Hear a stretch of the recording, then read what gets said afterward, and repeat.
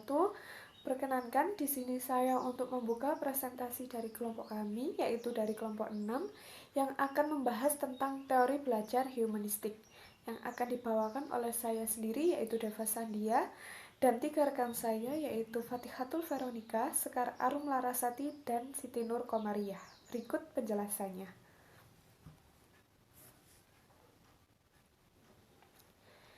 Yang pertama ada teori humanistik menurut Arthur Combs. Arthur Combs berpendapat belajar akan lebih bermakna apabila memiliki arti bagi individu pembelajar. Hal tersebut menurut Arthur merupakan konsep meaning dalam proses belajar, yang berarti bahwa belajar akan terjadi atau terpenuhi dengan baik apabila memiliki arti untuk peserta didik. Menurut Arthur, terdapat faktor penghambat pengembangan potensi pada peserta didik. Faktor tersebut yaitu yang pertama, ada keterbatasan fisiologi. Kondisi fisiologi utama pada peserta didik yaitu kesehatan. Karena kesehatan mempengaruhi pertumbuhan fisik dan juga perkembangan emosional peserta didik. Yang kedua, terbatasnya kesempatan. Pengembangan potensi peserta didik akan terlaksana dengan maksimal apabila diberikan kesempatan untuk menggunakan potensinya. Potensi tersebut akan berkembang bila diberi stimulus, pengalaman baru, dan juga kebebasan bereksplorasi.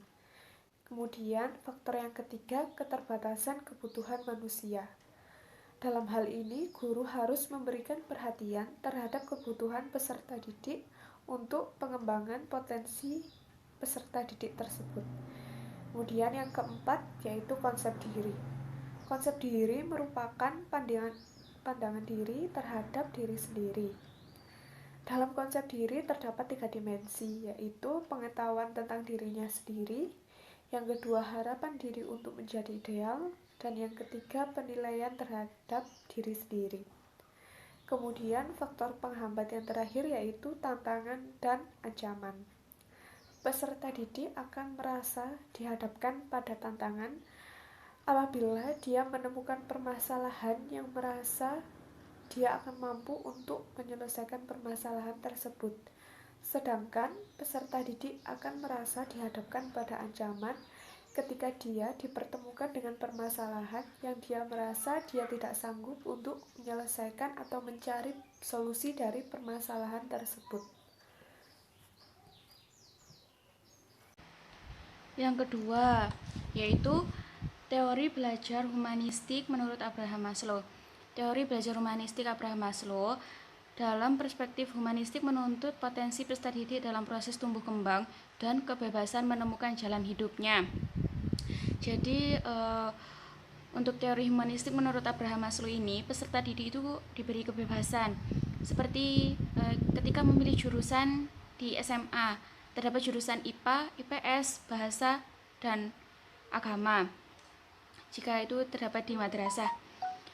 Seperti itu diberi kebebasan kepada peserta didik untuk memilih jurusan sesuai dengan kemampuannya masing-masing. Lalu prinsip-prinsip belajar menurut Maslow. Yang pertama yaitu belajar dimulai dari suatu keseluruhan, kemudian baru menuju bagian-bagian. Jadi maksudnya itu di dalam buku tersebut, di dalam buku pelajaran, mata pelajaran, terdapat bab-bab. Nah, peserta didik dapat mempelajari satu bab tersebut, lalu menuju ke bagian-bagian. Maksudnya gimana? Maksudnya kita itu belajar satu bab dulu, lalu kita merangkum di bagian-bagian yang penting. Seperti itu. Lalu yang kedua, keseluruhan memberi makna pada bagian-bagian. Ketika kita sudah merangkum bagian-bagian yang penting, kita memberi makna setiap bagian-bagian tersebut. Seperti itu. Kita memahami setiap bagian-bagian yang udah kita rangkum tadi, yang udah peserta didik rangkum tadi. Lalu yang ketiga, belajar adalah penyelesaian diri terhadap lingkungan. Belajar merupakan penyesuaian diri terhadap lingkungan. Seperti kita belajar di sekolah, di ruang kelas, kita juga menyesuaikan lingkungan kita, bergabung, bersosialisasi dengan teman-teman kita, seperti itu. Lalu yang keempat, belajar akan berhasil apabila tercapai kematangan untuk memperoleh pengertian. Kematangan untuk memperoleh pengertian maksudnya itu ketika kita belajar di dalam kelas, di sekolah, kita itu tidak hanya datang ke sekolah diberi materi, jadi kita itu juga harus memahami materi tersebut, seperti itu. Lalu yang kelima, belajar akan berhasil bila ada tujuan yang berarti di dalam individu. Jadi setiap individu itu kan mempunyai tujuan yang berbeda-beda saat belajar atau pergi ke sekolah, seperti itu. Jadi setiap individu itu harus memiliki tujuan. Tujuan apa ketika kita melakukan belajar itu di sekolah atau di bimbel, seperti itu kan juga namanya belajar. Itu kita harus mempunyai tujuan masing-masing untuk apa belajar itu. Yang keenam, dalam proses belajar itu, individu merupakan organisme yang aktif, bukan bajana yang harus diisi oleh orang lain. Nah, kita sebagai peserta didik itu harus aktif bertanya. Tidak hanya menerima teori yang diberikan oleh guru. Jadi kita itu diberi kebebasan untuk bertanya, agar kita juga memahami materi yang sudah diberikan oleh guru tersebut. Di sini saya akan memaparkan teori belajar humanistik dari kelompok 6 menurut Carl Rogers. Disebutkan bahwa teori humanistik lebih menekankan pada kebebasan seseorang peserta didik dalam belajar secara mandiri, sehingga seseorang akan lebih berperan untuk memotivasi, meningkatkan, serta mengembangkan konsep diri yang ada pada diri manusia itu sendiri.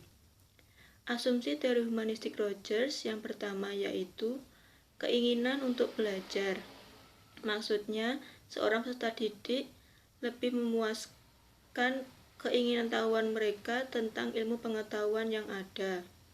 Yang kedua yaitu belajar secara signifikan. Maksudnya, peserta didik hanya perlu belajar secara rutin sesuai dengan pikiran mereka.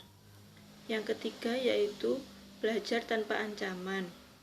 Seorang peserta didik dengan bebas mencoba hal baru, menemukan hal baru, dan mencoba pengalaman yang baru. Yang keempat yaitu belajar atas inisiatif sendiri. Maksudnya, peserta didik belajar atas perasaan sendiri sehingga memotivasi diri mereka akan keluar. Dan yang terakhir yaitu belajar dan berubah. Dalam perkembangan ilmu teknologi yang semakin berubah, peserta didik hanya perlu belajar dengan kondisi dan keadaan saat ini yang sering berubah. Sekian presentasi yang saya dapat lakukan, kurang lebihnya mohon maaf. Wassalamualaikum warahmatullahi wabarakatuh.